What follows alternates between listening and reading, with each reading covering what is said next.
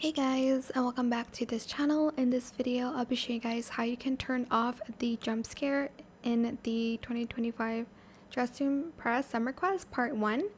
So there is like a monster chasing you around in the fog island, the misty island. If you go to open menu, just teleport first to the quest.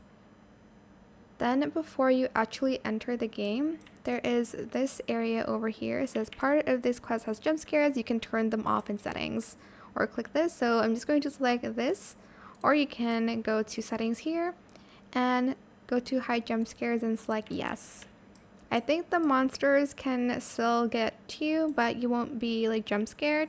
And that's helpful because you do need to hear the steps of the monster.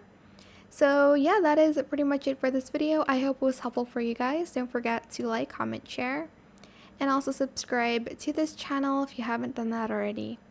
If you have any more questions about this video, just leave it in the comment section down below. I will try my best to answer them all for you guys. And if you found this video helpful, please click the thanks button as well. That is it. Thank you so much for watching. Bye.